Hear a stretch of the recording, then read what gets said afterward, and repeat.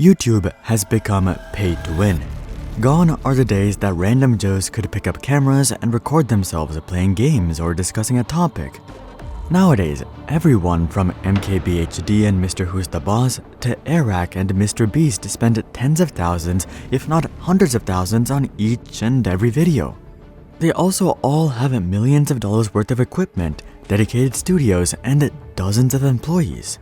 At this point, they're pretty much just full-on production studios, and that's on the personality side of YouTube itself.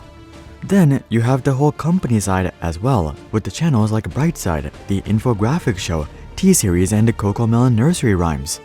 There are a few outliers who have stuck to a reasonable level of production like Sniper Wolf and Penguin, but these are very much the exception, not the rule. Also, most of these guys were OGs to YouTube.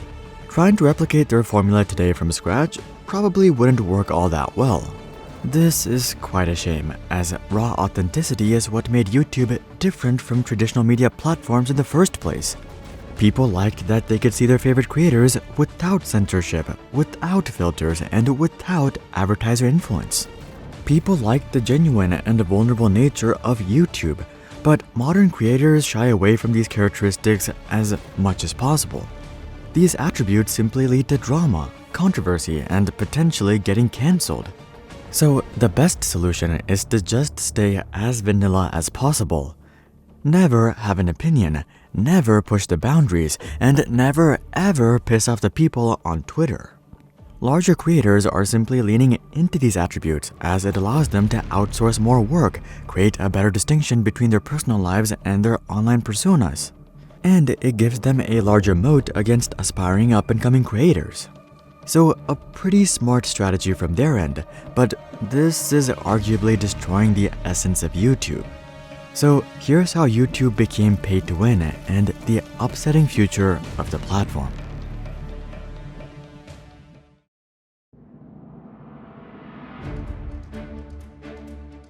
Taking a look back, the roots of this evolution can be traced back to the mid-2010s to creators. By this point, most niches had already become saturated with tons of creators. People were starting to understand that YouTube could not only be a viable career, but a lucrative one that came with popularity, fame, and influence. So it's no wonder why people were jumping at every opportunity they saw, but this brought along with it quite a few challenges. Larger creators often struggled to keep up with the quantity of content from smaller creators. It was also super difficult to think of original ideas, as every topic you can think of had already been covered from every aspect you can think of. The saying, "there are no original ideas," was truer than ever. But despite this, creators attempted to keep up with the YouTube machine, leading to burnout and high levels of stress and depression. A few notable creators, however, were able to find an escape from this vicious hamster wheel. These guys accepted that they would never be able to keep up with the fire hose of content that was being put up on YouTube. If they were a tech YouTuber, there were simply too many smartphones, laptops, and gadgets coming out to cover them all. If they were a vlogger, it was simply impossible to make their lives interesting every single day of the year. This was simply not sustainable, so these creators decided to take another path. Instead of trying to cover every single topic, they decided to simply cover one topic better than anyone. The idea is that people would tune in not because the ideas or concepts were unique, but because the delivery was exceptional. A perfect example of this is Marques Brownlee. Somewhere along the line, Marques decided to drop $250,000 on a robotic camera. Let me just say, there is no way to quantifiably justify this investment. You can't be like, "Oh, this camera is going to increase my viewership by 6.2%, so in 42 months the ROI will be net positive." It simply does not work, because it's unlikely that this camera led to any sort of noticeable increase in viewership, at least not in the short term, but that's okay. This camera was not purchased to boost viewership. This camera was purchased to build a brand, a perception. Whenever you see a crazy camera shot on tech YouTube, you know it's Marques. And this association gets him one step closer to being the undisputed king of tech YouTubers.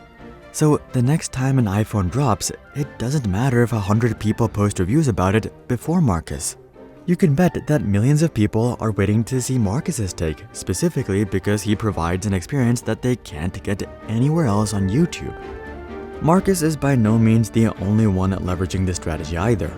This strategy has become very prevalent with MrBeast's channel as well. Take a few of his recent videos for example, $1 versus $500,000 plane ticket and $1 versus $1 million hotel room. These are by no means groundbreaking video ideas.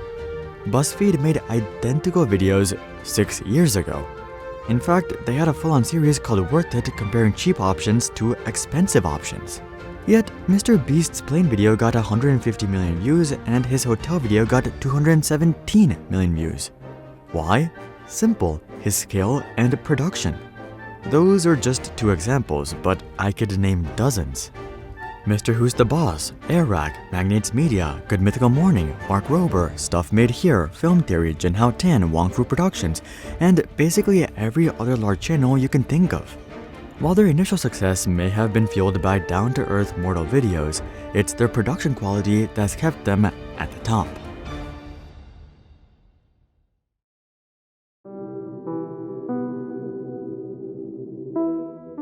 It's not just the creators who have evolved either. Audiences have also very much evolved. Back in 2007 and 2008, let me just be real here, the people who watched YouTube were a bunch of antisocial nerds and gamers. But nowadays, everyone watches YouTube, and with that comes along a vastly different set of expectations. Most people are used to TV, Netflix, and movies, and to them, that level of production is normal. So naturally, these people flock to channels that are able to live up to these standards. Also, let me say, this is not a trend that's unique to YouTube. In general, people flock to high production value content. Take Avatar 2 for example. The storyline was at best mundane, but this has proved to be completely irrelevant as Avatar 2 ended up as the 3rd highest grossing film of all time. The same thing could be said about the original Avatar as well. While the storyline was more substantial than Avatar 2, critics argued that it was just a ripoff of Dances with Wolves. This is very much true, and even James Cameron himself has admitted this. But that didn't stop Avatar 2 from becoming the highest grossing film of all time. Why, you ask? Well, the visuals are stunning, the world building is unbelievable, and you forget that it's even CGI. Now, this isn't to say that Cameron or creators should come up with the crappy storylines and buff it up with visuals. Not a good strategy. Ideally, the story is good and the production is good. That would obviously lead to the best results, but the thing to note is that a good production can make up for a bad story. A good story, however, doesn't always make up for a bad production, at least with the general audience. Another great example of this is the Grand Theft Auto series. The GTA series has been around for 25 years at this point, and while there are some differences between the games like the city that it's based in, it all boils down to the same thing. You're a bad guy doing bad things to make money and earn respect. Simple as that, but despite milking the same plot for so long, GTA 5 ended up becoming the highest grossing piece of media of all time, pulling in $7.7 billion. And we can only imagine how well GTA 6 will perform. The reasoning is simple. Rockstar Games is constantly creating an unmatchable experience with each and every iteration. So when audiences are constantly being fed this level of content by movies, TV shows, and games, it's only natural that they come to expect the same from YouTube. The creators that are able to keep up do exceptionally well. The others, well, the others are left behind.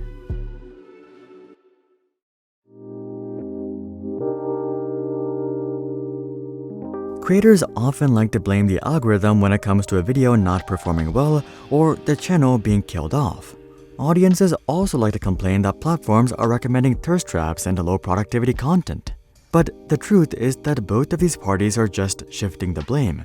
The algorithms of social media platforms are nothing but audience psychology. So if a video isn't performing well or a channel is receiving less views, it's not because the algorithm doesn't like the content.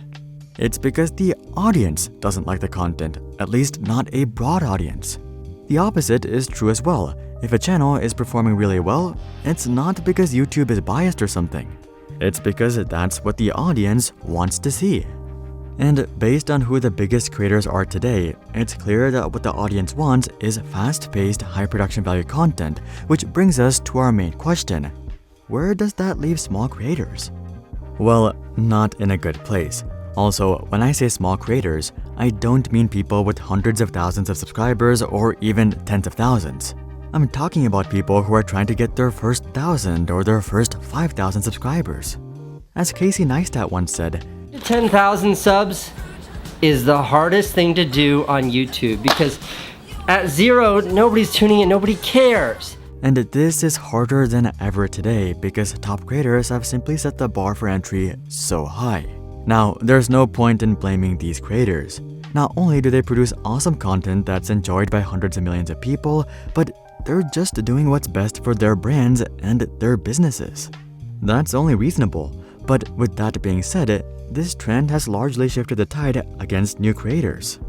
In fact, 97% of YouTubers don't make it, which is not that different from Hollywood where only 2% of actors make it. Most small creators today are hoping for that one viral video that will explode their channel. But this is not that different from actors and musicians hoping for that one lucky break. The reality is that this break will never come for most people. Now, a lot of creators will have you believe that it's not luck and that it comes down to one's understanding of YouTube and the audience. MrBeast has even claimed that he could get to 1 million subscribers from 0 within 3 to 4 months. How long would it take you to get to 1 million subscribers? Probably 3 months, maybe 4. From 0, easily 3 or 4 months. Like, if that's all that guy was doing.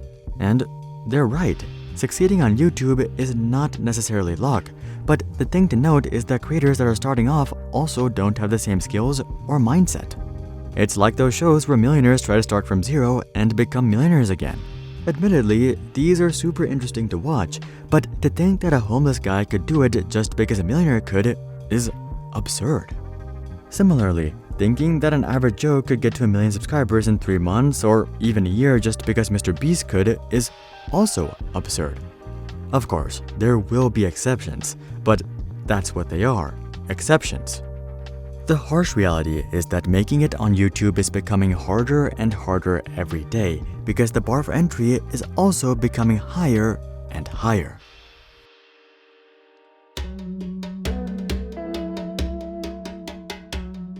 In the end, the state of YouTube today is not out of the ordinary by any means. That's how every other artistic industry has always been, whether that be games, movies, TVs, writing, or art itself. The reason that this is upsetting with YouTube though is because YouTube used to be the exception. They started off like Be Real, but expecting them to stay this way is simply unrealistic. Be Real is already dying, and if YouTube chose this path, they too would probably be dead. The reason that YouTube is so successful today is because they evolved. They became more like traditional media, and the creators followed suit. With all that being said though, if you are able to make it to the other side, the opportunity on YouTube is insane. But getting to the other side is harder than ever because YouTube has become pay to win. Do you prefer the old YouTube or the new YouTube? Comment that down below. Also, drop a like if you've been appreciating the high production quality on this channel. And of course, consider checking out our Discord community to suggest future video ideas and to consider subscribing to see more questions logically answered. But until then, I'm Hari, and I'll see you guys on the next one.